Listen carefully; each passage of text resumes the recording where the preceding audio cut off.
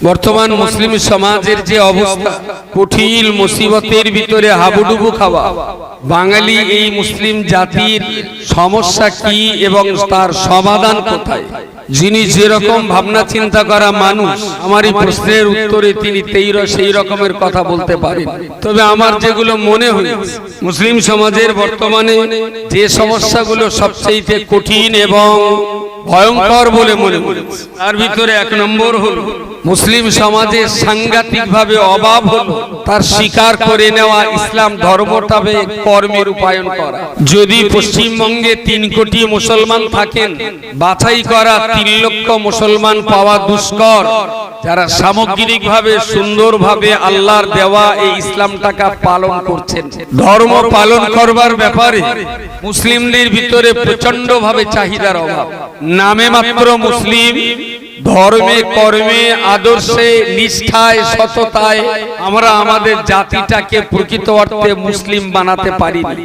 দ্বিতীয় যে সমস্যা, মুসলিম সম্প্রদায়ের মানুষ আমরা দেখি, আমরা স্বীকার করি, আমরা মানি, বিশ্বাস করি, শ্রদ্ধা করি ইসলাম, কিন্তু মুসলিম ধর্মাবলম্বী মানুষের ভিতরে ধর্ম পড়া, ধর্ম বোঝা মানুষের সংখ্যা মাত্র 100-র ভিতরে 4 জন। 100 মুসলিমের ভিতরে মাত্র 4টি মুসলিম গড়পড়তা ইসলাম ধর্ম একটু বুঝতে চায়, বাকি 96টা মুসলমান ধর্ম বোঝবার ব্যাপারে সম্পূর্ণ অজ্ঞ। চেষ্টাও নেই, সাধনাও নেই, মানসিকভাবে ইচ্ছাটাও নেই। এটা মুসলিম সমাজের জন্য একটা বড় বিপদ। তৃতীয় নম্বর যেটা বড় ভয়ঙ্কর, মুসলিমদের ভিতরে কিছু লেখাপড়া থাকলেও যারা সাধারণ শিক্ষায় শিক্ষিত হচ্ছেন তাদের ভিতরে দিন পাওয়া যায় না, আবার যারা দ্বীনি শিক্ষায় প্রতিষ্ঠিত হচ্ছেন তাদের ভিতরে আবার আসলি তালিম, দুনিয়ার এই প্রচলিত শিক্ষার অভাব। এতে করে সাধারণ শিক্ষা সম্প্রদায় আর ধর্ম শিক্ষা সম্প্রদায়, এই দুটো সম্প্রদায়ের মাঝখানে একটা বিভেদ হয়ে গেছে। এটা জাতির জন্য অত্যন্ত বিপজ্জনক। 4 নম্বর যেটা মুসলিম সমাজের জন্য অত্যন্ত বিপজ্জনক, পরিবার থেকে সমাজ, আর সমাজ থেকে নিয়ে রাজ্য, শিক্ষা থেকে নিয়ে কৃষি, সেখান থেকে নিয়ে মসজিদ মাদ্রাসা, সেখান থেকে রাজনৈতিক দল থেকে আরো যা কিছু আমরা দেখি, মুসলমানদের ভিতরে ঐক্যবদ্ধ হয়ে একনিষ্ঠ একটা স্বতন্ত্র চিন্তা ভাবনা করে সবাইকে এক কাতারে দাঁড়াবার চিন্তা ভাবনার বড় অভাব। প্রত্যেকেই নিজ নিজ জায়গায় দাঁড়িয়ে ভাবছেন, কিন্তু অনেকগুলো মানুষ আমরা ভাবনা চিন্তা করে একটা প্ল্যাটফর্মে এসে দাঁড়াবো, এই মানসিকতার অত্যন্ত অভাব। 5 নম্বর আমার কাছে যেটা ভয়ঙ্কর অভাব মনে হয়, দেশ বিভাজনের পর প্রায় 80 বছর পেরিয়ে গেল, গ্রাম পঞ্চায়েত, ব্লক, থানা, মহকুমা, জেলা, রাজ্য স্তরে আজও পর্যন্ত মুসলমানরা ভালো কোনো লিডার আমরা তৈরি করতে পারিনি। এটা জাতির জন্য ব্যর্থতা। এই হাজারো সমস্যা জর্জরিত ক্ষণভঙ্গুর এই সমাজটাকে বাঁচাবার জন্য, এগিয়ে নিয়ে যাওয়ার জন্য, শক্ত পোক্তা আর মজবুত করার জন্য আপনার দায়িত্ব আর দায়বদ্ধতা কতটুকু, এটা আপনাকেই ভাবাতে হবে। সম্ভবত আপনার পিছনে ভাবিয়ে দেওয়ার কেউ নেই। আমি জানি চুলোয় কাঠ দিলি সে তার আপন গতিতে জ্বলে, কিছু সময় জ্বলার পর একটা বড় লাঠি টাটি ওর ভেতরে দিয়ে একটু খুঁচড়ে দিয়ে ওলট পালট করে দেয়। লাঠিটারে কি বলে? চুলো নেই কোথাও আর, ওই লাঠিটার কি বলে? আপনার চুলোয় যে আগুনটা চেপে আছে, কেউ যে ওইটায় কাঠি মেরে একটু আগুনটাকে ঘুম ভাঙা দেবে, ফিকেনাকড়ির অভাব। তবে এখান থেকে 50 বছর পর ডিকশনারি থেকে ফিকেনাকড়ি মুছে যাবে, কারণ তখন আর থাকবে না, বাচ্চা কাচ্চারা আর বুঝবে। এই কঠিন সমস্যার মাঝখানে অনেক আশা ভাবনা চিন্তা করে প্রেম, ভক্তি, মহব্বত, ভালোবাসায় আবার প্রাণের প্রতিষ্ঠান বৈকার আদর্শ হিফজুল কোরআন মাদ্রাসা ও বৈকার আদর্শ রহমানিয়া হাই মাদ্রাসায় এসেছে। প্রসঙ্গত আপনাকে ভাবতেই হবে আপনি কি নিয়ে বাড়ি যাবেন। কিছু তো এখান থেকে নিয়ে যেতে হবে, কি নিয়ে যাবেন? আবার বলি তাবাররুক, ডাল আপনার বাড়িও আছে, ডালও আপনার বাড়ি আছে। গিন্নির বললেই রাত্রি হয়তো খিচুড়ি হয়ে যেতে পারে। তাহলে তাবারুক নেওয়ার জন্য যদি কেউ বইকারা এসে থাকে তাহলে ভুল করেছেন। যে টাকা গাড়ি খরচা দিয়েছেন ওই টাকায় 1 হাঁড়ি তাবারুক হয়ে যাবে, এখানে খরচ করে আসার প্রয়োজন ছিল না। আল্লাহ পাক রব্বুল আলামিন কুরআনুল কারীমের শুরুতেই তিনি বলেছেন, যালিকাল কিতাবু লা রাইবা ফীহি হুদাল লিল মুত্তাকিন। এই পৃথিবীর মনুষ্য জাতি, আমি আল্লাহ যে কিতাব আপনাদের তোমাদের জন্য দিয়েছি, এই কিতাব সম্পর্কে প্রথমেই আল্লাহ বলেছেন এই কিতাবটায় কোনো রকমের কোনো সন্দেহ নাই, একেবারেই নির্ভেজাল, একেবারেই খাঁটি। কোরআনে যেটাই আছে সেটাই সত্য, কোরআনে যেটাই আছে সেটাই জগতের জন্য কল্যাণকর। আমি আল্লাহ আমার কোরআনে যা কিছু তোমাদেরকে দিয়েছি এগুলো সবটাই তোমাদের জন্য লাভজনক। এই কোরআনে ক্ষতি থাকা তো দূরের কথা, এই কোরআনের দ্বারা মানুষের ক্ষতি হলেও হতে পারে, এই সন্দেহটা কখনো করা যায় না। ক্ষতি আছে এটা বলা যতটা অপরাধ। কেউ যদি ভাবে যে কোরআন মেনে চললে ক্ষতি হবে তার গ্যারান্টি নেই, তবে হলেও হতে পারে। কোরআনের প্রতি ক্ষতি আর বিপদের এই আশঙ্কা করাটাও ঈমান হারাদের কাজ। কোন ঈমানদার কোরআনকে এই সন্দেহটাও করে না। মিথ্যা বলা তো দূরের কথা, ক্ষতিকর বলা তো দূরের কথা, বিপজ্জনক বলা তো অনেক দূরের কথা।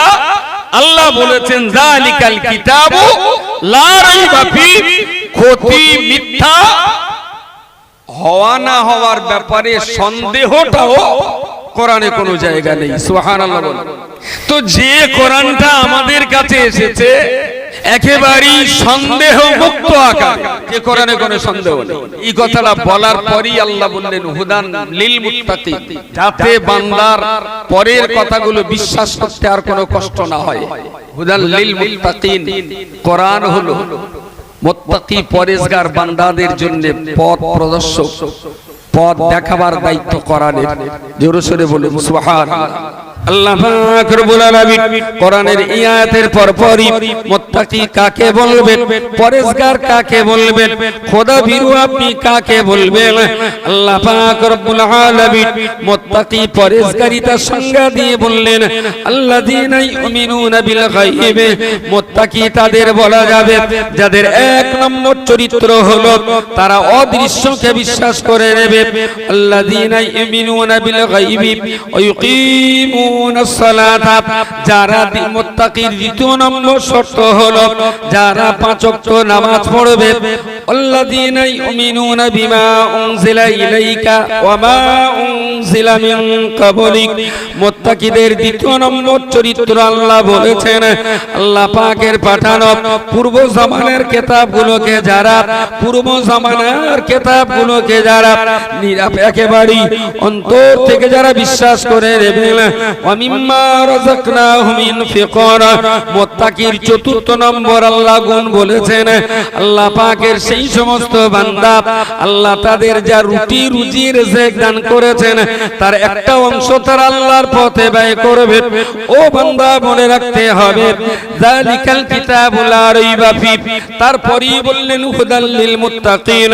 তারপর আল্লাহ বললেন আল্লাযীনা ইউমিনুনা বিল গায়ব ওয়া ইউকিমুনা الصلاة ومما رزقناهم ينفقون والذين يؤمنون بما أنزل إليك وما أنزل من قبلك وبالآخرة هم يوقنون। প্রথমে বলেছেন কোরআনে সন্দেহ নেই। এ কথাটা প্রথমেই বলার উদ্দেশ্য হলো পরের কোনোটাই যেন মানুষ সন্দেহ না করে। পরে বলেছেন কোরআন তোমাদের পথ দেখাবে, কোরআন তোমাদের রাস্তা দেখাবে, কোরআন তোমাদের জন্য অন্ধকার দূর করে পথ দেখানোর একটা নূর, জ্যোতি বা আলো। কাদের জন্য? লিল মুত্তাকিন, খোদা বিরুদ্ধের জন্য, যারা আল্লাহকে ভয় না পায় কোরআন তাদের জন্য উপকারী না। আর এই মুত্তাকির চরিত্র আর গুণ আল্লাহ কয়েকটা বৈশিষ্ট্য তুলে ধরেছেন। যারা অদৃশ্যকে বিশ্বাস করে দেবে, চোখে দেখতে পাননি, কানে শুনতে পাননি, স্পর্শ করেও অনুভব করতে পারেনি, সেই মহান জাত সত্তা যার পবিত্র নাম আল্লাহ চোখে দেখা যায়নি, স্পর্শ করা যায়নি, কানে শোনাও যায়নি, নাক দিয়ে কোনো ঘেরান নিয়েও আমি তার সন্ধান করতে পারিনি। এইরকম একটি মহান সত্তাকে জীবনের সবচেয়ে শক্তিশালী অক্সিজেন দাতা হিসাবে আল্লাহকে মালিক বলে মেনে নেওয়া। দেখেন দিদি কেরম মনে হয়। আমি বললাম কি বলবো, রসগোল্লা রসগোল্লা লম্বা পেনা না চ্যাপ্টা পেনা? কি আমি কি একবারও বলেছি গোল রসগোল্লা? আমি বলেছি রসগোল্লা, পাবলিক বললো চ্যাপ্টা মানে লম্বা মানে এটা গোল। Very good. আমি বললাম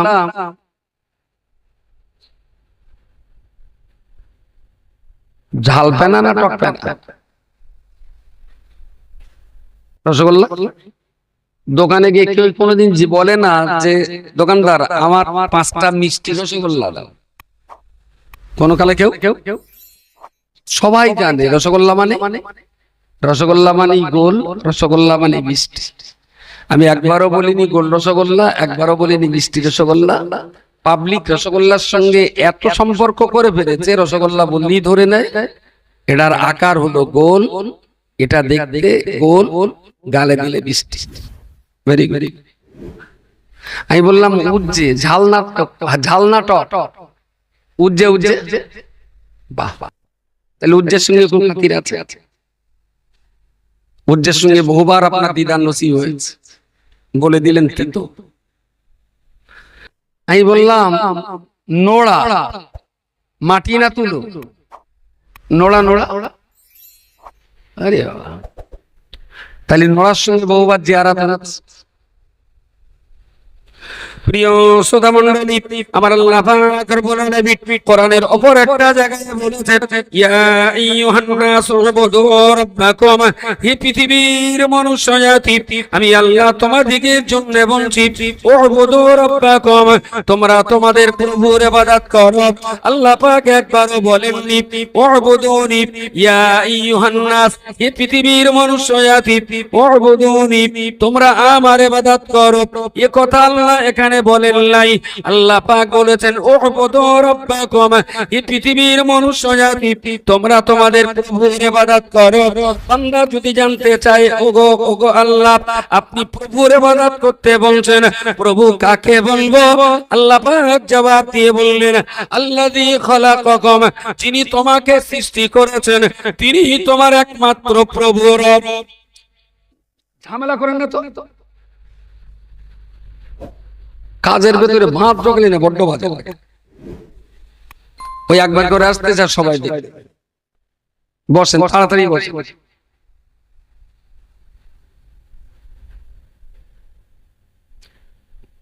মনে করলাম এক মাসে কাটবো, তা সে যা পর এসতেছে দেখি ন্যাকড়া পাতা হয়ে যাবে না, ততক্ষণে কারো কাটা হবে। ভাই যারা দাঁড়িয়ে আছেন বসুন প্লিজ। আল্লাহ যদি কখনো মাদ্রাসার আর্থিক সক্ষমতা দেয়, একদিন কার্পেট বিছিয়ে দেবে। এরম শীতকালে সুন্দর কার্পেট বেচনা থাকবে, বসতে আরাম হয়। এখনো ততটা সক্ষমতা হয়নি। এখন যা চটা চুতি বসতে আর কিছু করার নেই, একটু ঠান্ডা লাগবে, তবে একবার একটুখানি বসলে স্যাঁকসাপানা লাগবে, তারপর ঠিক হয়ে যাবে। মিনিট 2-3 ভেতরে সেট হবে। দাঁড়িয়ে না থেকে বসেন। তো আল্লাহ বান্দাদের বললেন ইয়া আইয়ুহান নাস উবুদু রাব্বাকুম, তোমরা তোমাদের প্রভুর ইবাদত করো। এক চান্সে তো বলে দিলি মিটিয়ে যেত যে তোমরা আমার ইবাদত করো। আল্লাহ বলেননি, বলেছেন প্রভুর ইবাদত করো। তার মানে বান্দাকে আল্লাহ কাজ দিলেন যে প্রভুকে একটু খুঁজে বার করো। যদি আল্লাহর কাছে জানতে চাওয়া আল্লাহ আমার প্রভু কে, আল্লাহ বললেন আল্লাযী খালাকাকুম, যিনি তোমাদের সৃষ্টি করেছেন। বান্দা যদি আবারও জানতে চায় কি আমাদের সৃষ্টি করেছে, আল্লাহ পাক দ্বিতীয় নম্বরে বললেন ওয়াল্লাযীনা মিন ক্বাবলিকুম, যিনি তোমাদের পূর্ববর্তী বাপ দাদা দাদাদেরকে যিনি সৃষ্টি করেছেন, তিনি তোমাদের একমাত্র রব। আমাদের বাপ দাদাদেরকে সৃষ্টি করেছেন আল্লাযী জাআলা লাকুমুল আরদা ফিরাশান। আল্লাহ পাক আবারও জবাব দিয়ে বললেন যিনি পৃথিবীর জমিনটাকে তোমাদের জন্য বিছানার মতন বিছিয়ে দিয়েছেন।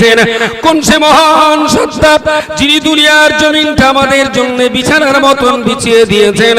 তার জবাব আল্লাহ আগাম দিয়ে বললেন আল্লাযী জাআলা লাকুমুল আরদা ফিরাশান ওয়াস সামাআ বিনান, তোমার মাথার উপরে বান্দা বিনা টাইবিম বিনা ওয়াল বিমে, বিনা পিলারে বিনা টাইবিম আর ওয়াল বিমে, বিম ছাড়াই মাথার উপরে শূন্য মার্গে বিরাট আসমানটা যিনি ভাসিয়ে রেখেছেন, তিনি তোমাদের জন্য জন্য জমিন সৃষ্টি করেছেন, যিনি তোমাদের জন্য জমিন সৃষ্টি করেছেন, তিনি তোমার বাপ দাদাদের সৃষ্টিকর্তা।